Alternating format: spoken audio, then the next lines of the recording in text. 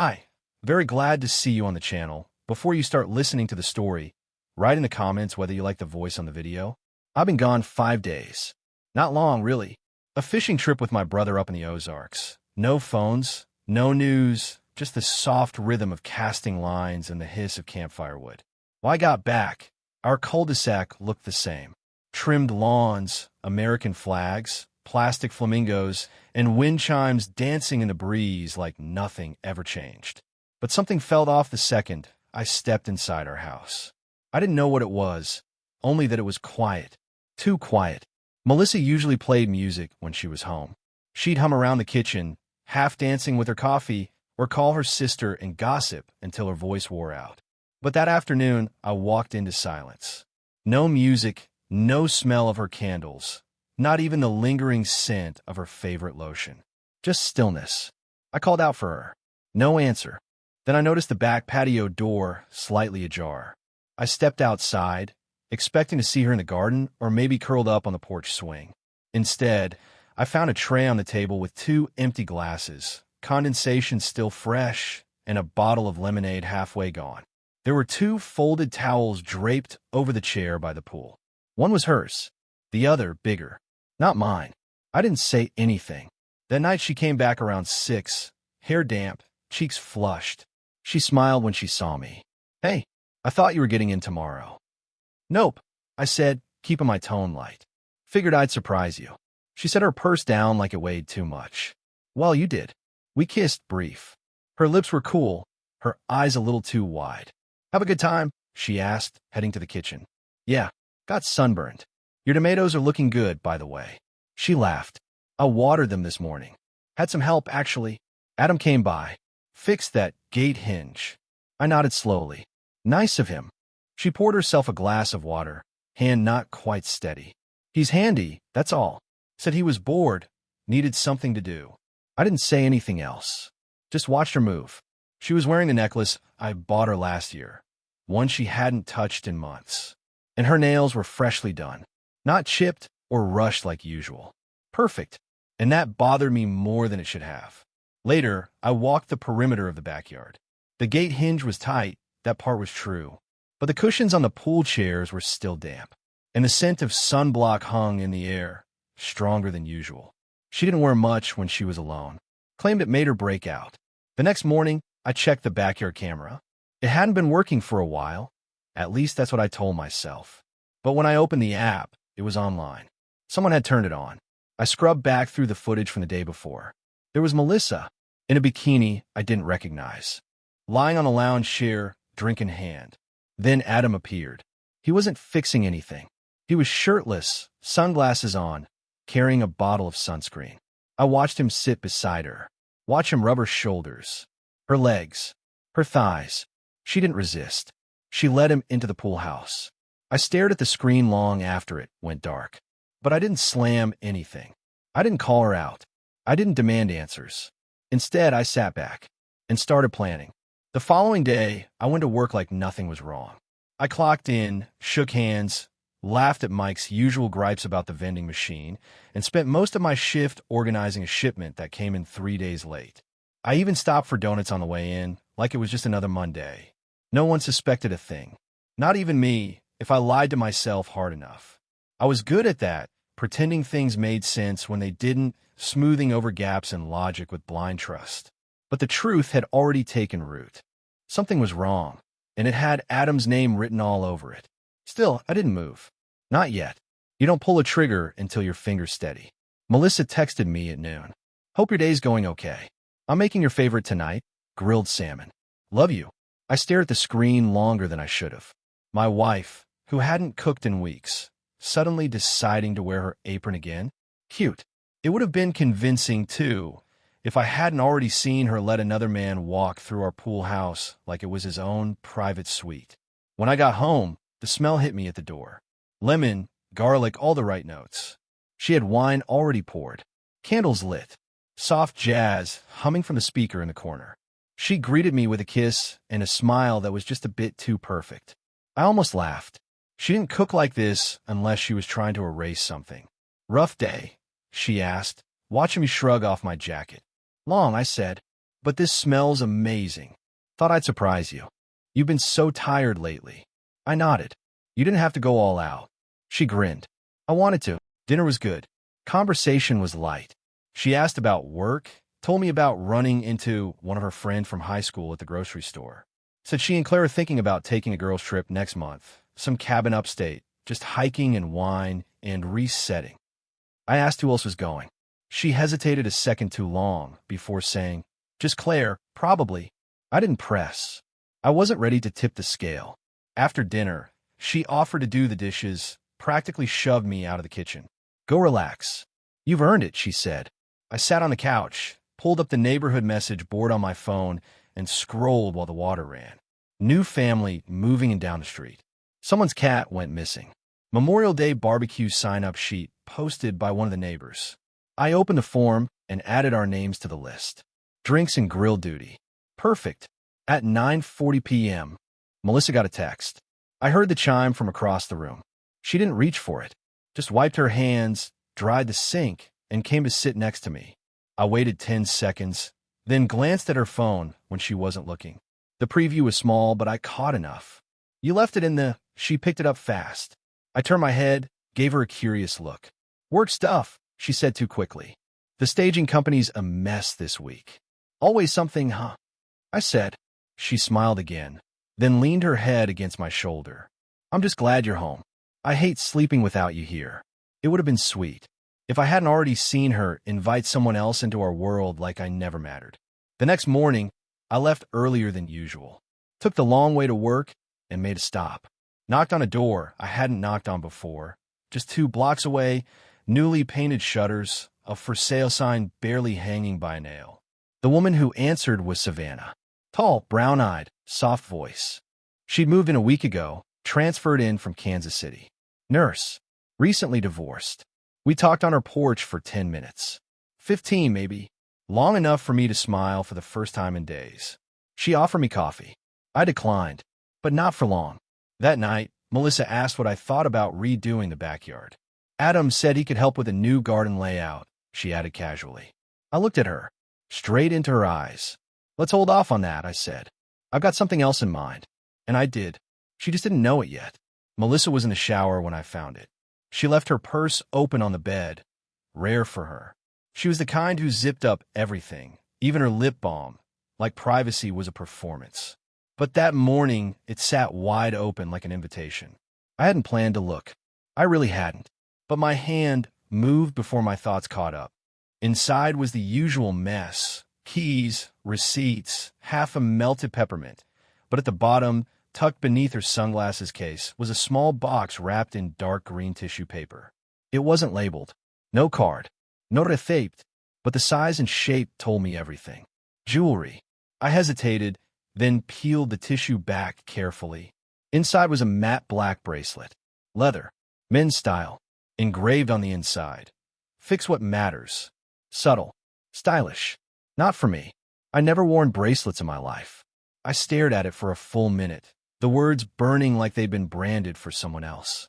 Then I laughed, quiet, short, bitter. So that's what this was. A thank you gift. For all his help. Helping fix the gate, the patio lights, her boredom. I slipped the bracelet out, still holding it in the tissue, and walked to the garage. I didn't yell. I didn't make a scene. I just found my old socket set, pulled out the narrow hex head, and gently shaved the leather, just enough to fray it along the inside seam. You couldn't see it from the outside, but the inner layer had a tear now. Invisible until worn. It would crack within days. And when it did, it would look like poor quality, not sabotage.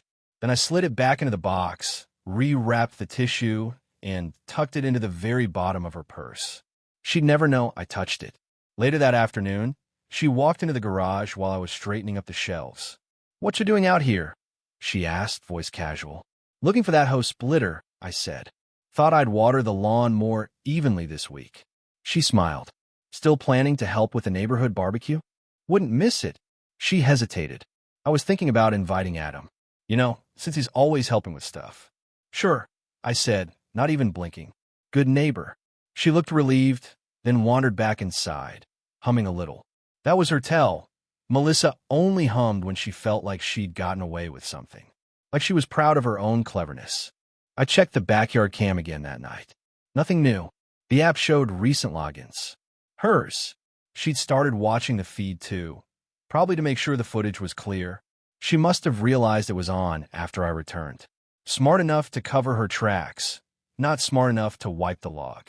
I exported the file of the pool house from last week, saved it to a flash drive, labeled it proof, then printed a still shot. Her in that bikini, looking over her shoulder. Him, reaching for her back with sunscreen-streaked hands. I slid both into a small gift bag, folded the top, tucked it under my bed, next to the clean clothes I hadn't unpacked from the fishing trip. That weekend, Melissa made lemonade. Fresh. Said we should test out the grill, see how the burners are holding up. I said it was a great idea.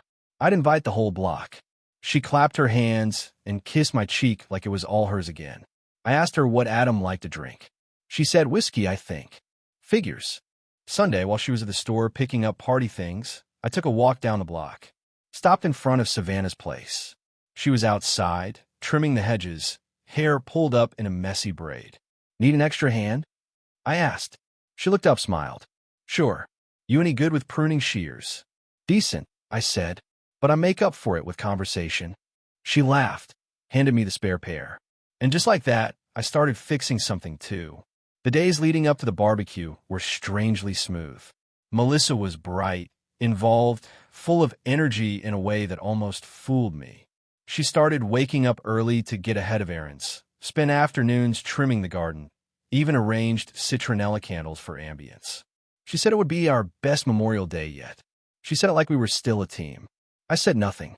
I smiled. I carried the folding chairs from the garage and wiped down the cooler like I was planning a celebration and not a silent execution. But in the middle of all this prep, a new wrinkle showed up. His name was Brent. 2 doors down, newly separated, moved in after a relocation from Arkansas. I'd seen him once or twice, tall, athletic, worked in construction. Friendly enough. One evening, while Melissa and I were walking back from a grocery run, he was out front tossing a football to his son. Melissa stopped. Hey, I didn't know you had a little one. Brent smiled. Part-time dad now. He's with me for the summer. They talked for a few minutes about school districts, grocery stores, the best place to get a haircut in town. I said little. I watched the way Melissa laughed just a little too easily. Touched her hair, shifted her weight. I knew those signs. They weren't nice neighbor signs. Later that night, I asked casually, so Brent seems cool. She glanced up from folding napkins. Yeah, I feel bad for him, honestly. His wife just bailed last month. He mentioned that. She nodded. I told him if he ever needs help finding a daycare or something, I'd help. Of course you did. She looked up. What's that supposed to mean? Nothing, I said. You're just generous. She narrowed her eyes for a second, then went back to folding. That's when the idea crept in. What if it wasn't Adam? What if Brent was the one? He was new, unattached, unconnected to the history of the block. He wasn't the one rubbing sunscreen on her in the footage, sure, but maybe this went deeper than I thought. Maybe she had options. Maybe she was rotating through them like jobs on a resume. That thought stuck with me like a splinter. The next day, I worked from home. Melissa left around 10 a.m., said she was meeting a friend for lunch, then hitting the craft store. I waited 15 minutes, then walked 2 doors down and knocked. Brent answered, surprised.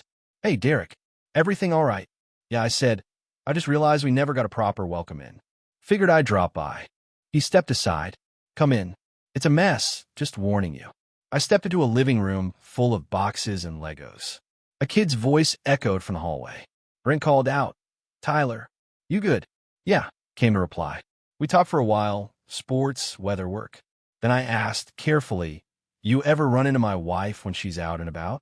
I know she's been playing tour guide lately. He chuckled. Yeah, she's been helpful. Show me the shortcut to the rec center. That's about it. Haven't seen her in a few days, though. You two ever hang out one-on-one? He blinked. No. Why? I shook my head. Just curious. Small street. You know how things look sometimes. Brent laughed. Yeah, man. I get it. But no, nothing weird. She's been nice, but distant. I left feeling like an idiot. Wrong target. That night, I was in the kitchen when Melissa came home. She tossed her keys in the bowl, dropped a bag of decorative flags on the counter. Think these are too much? she asked. Not at all. You okay? Just tired. Long day. She walked over and kissed me on the cheek. Thanks for helping with everything. Really? I nodded. Of course. We sat in silence for a bit, watching the evening light pour through the blinds. She looked happy, but I knew now that Brent wasn't the one. And Adam? Adam hadn't been around much since I got back. His truck hadn't been in his driveway for 2 days. I checked the camera again before bed. And there it was, older footage, nearly a week old, time-stamped from the afternoon I returned.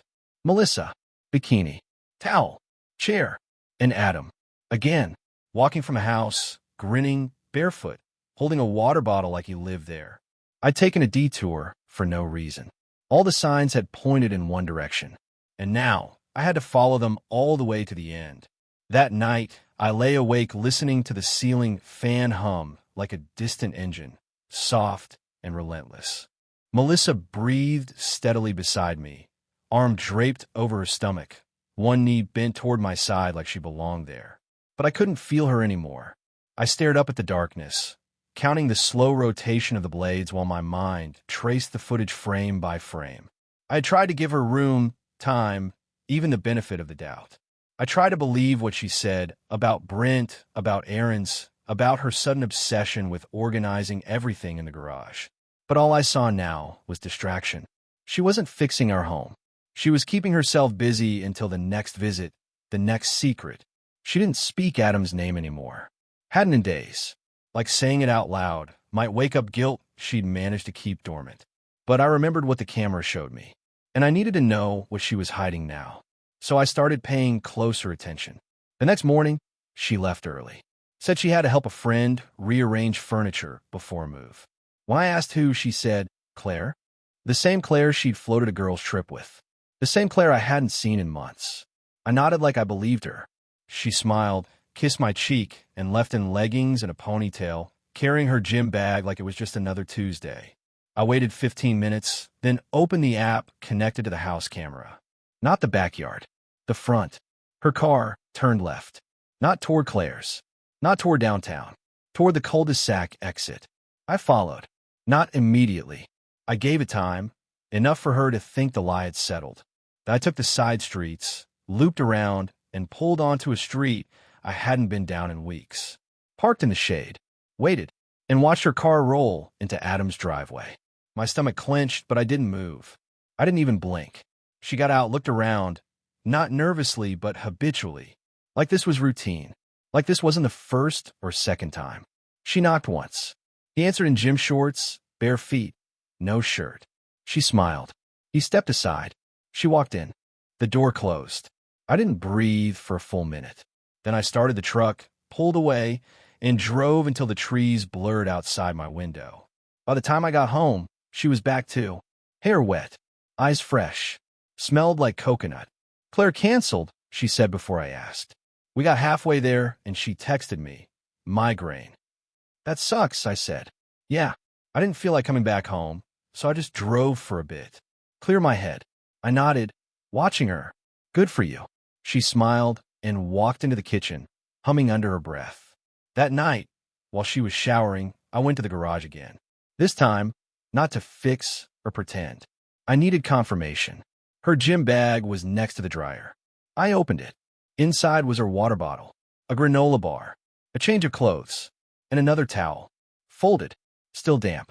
I held it, squeezed the corner, smelled the faint trace of chlorine. We hadn't used our pool in days. I stepped back, closed the bag, and walked out like I hadn't seen a thing. But something in me had changed. It wasn't just about Adam anymore, or the footage, or the towel. It was about the way she looked at me like I was still clueless. The way she wrapped lies in routine and thought I'd never catch the scent. It was the way she held on to me in bed like I was her safety net, while climbing a ladder that led somewhere else. I started planning again. But this time, it wasn't just silent. It was surgical. I couldn't sleep that night. Not because I was restless, but because everything had finally settled. Like the last piece of a puzzle I didn't want to solve had quietly clicked into place. There wasn't going to be a confession. No tearful breakdown, no awkward admission in the kitchen, no guilt-laced apology over morning coffee. Melissa wasn't going to tell me anything because she thought I'd never find the nerve to demand it. She believed I'd stay quiet, loyal, passive. She didn't know that silence was never surrender. It was aim. The next day, I left work early. Told my supervisor I had a family thing. He patted my shoulder, said he hoped everything was okay. I nodded, lying without a flinch. Then I drove to the electronics store on the edge of town and bought a new set of motion sensing cameras, smaller, with night vision and cloud backup. I didn't tell Melissa. I didn't ask permission.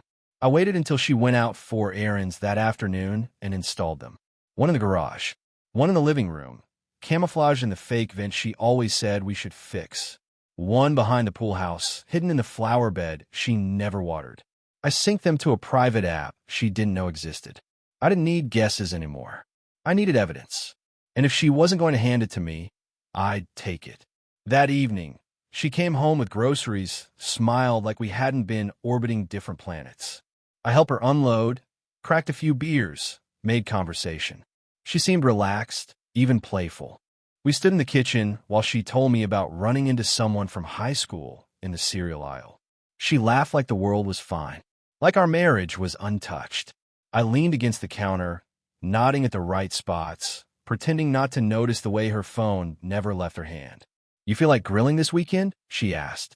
"Sure," I said. BBQ's coming up fast. "Yeah, everyone's looking forward to it." Savannah even said she'd bring those little fruit kebabs. "The kids love them." "She's sweet," I said. "She's gorgeous," Melissa added. "You ever notice that?" I paused. "Sure." She smirked. "But she's already got half the cul-de-sac trying to impress her." I tilted my head. "You jealous?" "Hardly. She's not my type." Her joke landed, but I caught the faintest twitch in her jaw, the kind that said she didn't like how casually I responded. That night, I checked the camera feed from my phone while she showered. Nothing new yet, but I was watching, and I wasn't alone anymore. The next morning, I took the day off completely. Told her I was going in late, needed rest. She believed me. Left around 9:30, yoga mat in hand, wearing the same leggings I'd seen her wear into Adam's house 2 weeks ago. I waited until she turned off the block, then checked the footage live. Nothing yet. I poured a coffee, settled onto the couch, and stared at the door. 10 minutes later, her car appeared on the rear cam. She parked in the alley behind our fence. Not even in the driveway. She slipped through the back gate like she'd done it before. Headed straight for the pool house. Alone. I watched the timestamp roll. 3 minutes. 5. Then another figure appeared. Adam. Same backward cap. Same smug walk. Same obliviousness. He didn't knock. He just walked in. I sat there, coffee cooling in my hands, heartbeat strangely steady. This wasn't a theory anymore. It wasn't doubt. It wasn't paranoia. It was fact. I watched the feed for 2 more minutes. Then I stood up, grabbed my keys, and walked out the front door. Not to stop them. Not yet. I had one more thing to do first. I drove down the block, parked by the community mailbox, and waited. 5 minutes later, Savannah came walking by with her dog. I got out. She smiled, surprised. "Hey, stranger." "Hey," I said. "You doing anything Memorial Day weekend?" She tilted her head. "Aside from trying not to burn anything on the grill, I might need a favor," I said. A loud one. She blinked. "Okay, I'm listening." And I knew in that moment everything was going to fall into place right on time. By the time I got back to the house, the sun was just starting to drop low, casting long shadows across the yard like it knew something was ending. I pulled around to the side and parked down the street. Walked home the long way. I didn't want to come in through the front. I didn't want her to hear the door and have time to reset her face, tuck away the guilt, or smooth out her lies. I wanted her unprepared, unfiltered. I came in through the gate, the hinges still creaking from when Adam claimed he'd fixed them. The house was quiet, but the backyard? That was different. I stayed low, slipping along the side path that ran behind the flower bed. The pool house sat tucked under the maple trees, its small windows fogged from humidity and poor design. But the backham feed had already told me everything I needed to know. This was just for me. I stepped closer. Slow, careful, no crunch of gravel, no sudden shadows. I crept around the side and crouched beneath the window. Inside, voices. Not raised, not hurried, just casual, familiar. I told you I don't think he suspects anything, Melissa was saying. A pause. Then Adam's voice, low and smug. He's either blind or playing dumb. You sure he doesn't check the cameras? He barely uses his phone unless it's for work, she laughed. And the backyard cam was off for months. I checked. I leaned my head against the wall, eyes closed. So that was it. They planned it all. Every little detail. Every excuse. Every shift in routine. Adam murmured something I couldn't hear, followed by another laugh from her, soft and close. My hands clenched, jaw locked. But I didn't move. I didn't make a sound. This wasn't the time to confront. This was the time to confirm. I stepped to the other side of the pool house and peeked through the tiny slit in the curtain. There they were, sitting close on the love seat near the window. Her knees drawn up, legs brushing his. She had her hair up, loose strands framing her face the way she always said she couldn't stand, yet somehow kept that way for him. He was leaning in, confident, relaxed, like he belonged there. I took it all in. Every detail, every betrayal she thought she'd buried behind unlocked doors and chlorine-scented afternoons. I didn't feel rage, not like I expected. I felt something colder. Distance. They were already beneath me, already smaller. I walked away the same way I came, invisible, quiet, measured. I didn't slam doors. I didn't storm in. I went inside, grabbed a beer from the fridge, and turned on the news like it was just another evening. 15 minutes later, I heard the back door open. She came in with a towel draped over her shoulders, skin still damp. "Hey," she said, brushing water from her ear. "Didn't know you were home already. Got back early." I replied without looking. "Didn't see your car. Parked down the street. Neighbor had their driveway blocked." She nodded, stepped into the kitchen, poured herself some water. I watched her from the reflection in the microwave door. She glanced at me once, briefly, then smiled. "You okay?" she asked. "Fiend." She paused. "Want to do steaks tomorrow? We could grill, maybe test some things for the barbecue." "Sure," I said. "Sound good." She came over and kissed the side of my head. "You're quiet today." "Tired," I replied. "Long week." She went upstairs a few minutes later, humming something under her breath. And I sat there, still, unmoved, because I already had the footage, the audio, the proof. But I wasn't going to waste it on a fight. I was going to save it for something permanent, public, and unforgettable. Memorial Day arrived with the kind of sky that promised every grill on the block would be smoking by noon. Flags hung from porch railings, lawn chairs lined driveways, and kids zigzagged across sprinklers like the world was nothing but fun and watermelon.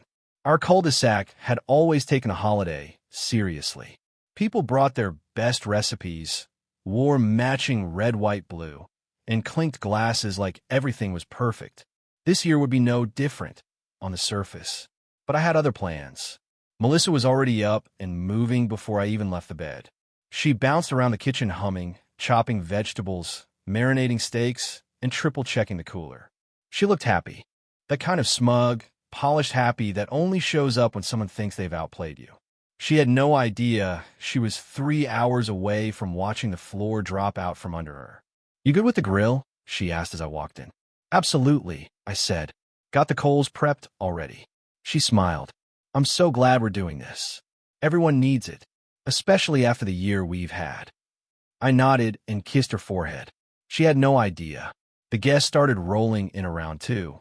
Folding tables were set out under pop-up tents. Coolers were stocked.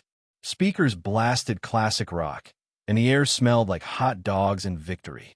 Melissa fluttered between conversations with neighbors, topping off drinks, laughing too easily with anyone who walked by. Then Adam arrived, sunglasses on, cooler in hand, playing it cool. He waved to Melissa. She smiled. Then he looked at me. I waved back, calm, collected. And then, right on cue, Savannah arrived. She stepped out of her car in a sundress that turned every head on the street. Hair pulled back, confident, casual, effortless. She walked up the driveway like she lived there, holding a pie in one hand and her phone in the other. Melissa watched her approach, that smile twitching just slightly. Savannah stopped beside me and placed her hand gently on my arm. "Hey, handsome," she said loud enough for the crowd to notice. "Perfect timing," I replied. "We just got started." Melissa walked over, eyebrows tight. Oh, Savannah, right? Savannah extended her hand with a blinding smile. Hi, Melissa. I've heard so much about you. Melissa blinked. Oh, I leaned in and kissed Savannah's cheek, then her lips.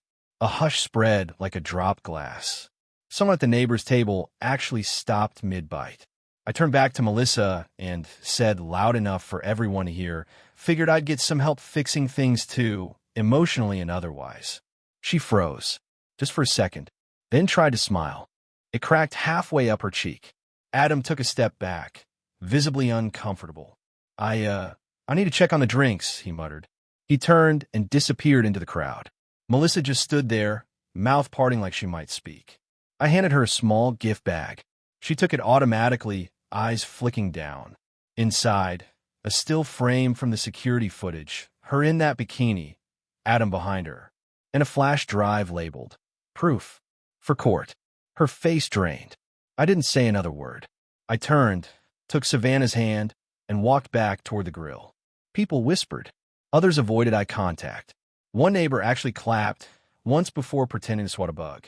Melissa walked away, slowly, like someone trying not to fall in heels that no longer fit. I didn't watch her go. I didn't need to. She was already gone. Savannah leaned in and whispered, You okay? Better than I've been in years, I said. And as the fire crackled behind me, I knew this wasn't the end of something. It was the start of everything else. She came back the next day. I heard the knock before I even got to the bottom of the stairs. Soft, hesitant, not the kind of knock you use when you live somewhere, just the kind you use when you hope you still might. I opened the door, and there she was.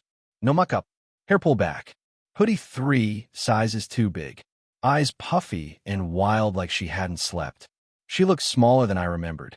Not physically, just deflated, like something important had been drained out of her, and she couldn't find where it went. Can I come in? She asked, voice barely above a whisper.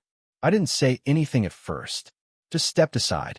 She walked in slow, looking around like she didn't recognize the place anymore. Like the walls had shifted without her. Maybe they had, or maybe, without her lies to color them, everything just looked colder. Is she here? She asked. I shook my head. Savannah's at work. Melissa nodded like that made everything easier. Then she sat down on the edge of the couch, fidgeting with the drawstring on her hoodie like it held her last ounce of composure.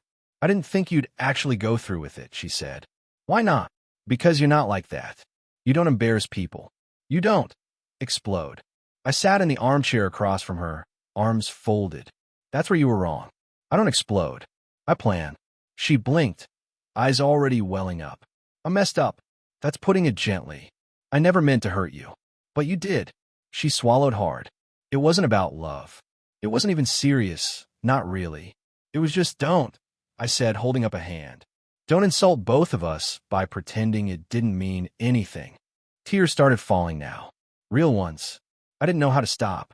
It started simple. He was just there, always offering to help. And I felt forgotten. You felt bored. She winced. Maybe. But that wasn't your fault. I thought I could control it. That you'd never find out. And that one day, I'd just stop. Did you plan to stop before or after you brought him into our backyard like it was a hotel? She covered her mouth, breaking down completely now. I am sorry, Derek. I am. You didn't deserve any of this. I don't even recognize who I became. I let the silence stretch, watched her shake under the weight of her own mess. Then I spoke calm and even. You know what the worst part was? It wasn't catching you. It wasn't the footage or Adam, or even watching you lie to my face over and over. She looked up, eyes red. Then what? It was realizing how easy it was for you. How natural. You didn't stumble. You didn't hesitate. You built the lie like it was a routine, like brushing your teeth. She stood up suddenly. Then tell me what you want me to do. I'll move out. I'll sign whatever. Just don't look at me like that. Like I'm nothing. You want to be something? I asked. Then own it. Admit it wasn't an accident. Admit it was a choice. Over and over again. You chose him. You chose to lie. You chose to put this marriage in the dirt and walk away before I even knew it was buried. She stared at me, shaking. I chose wrong. I stood now too. Calm. Steady. No, I said. You chose exactly what you wanted. You just didn't like how it ended. She stepped toward me, arms reaching. Please, can we fix this? One more chance. I stepped back. No, I said, there's nothing to fix. You broke it.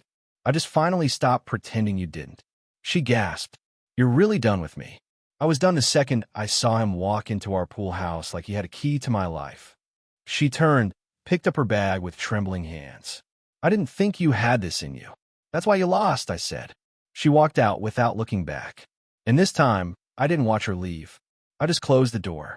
Thank you for listening to the end. I hope you enjoyed it very much. Don't forget to give a like and tell us in the comments what you would do in such a situation.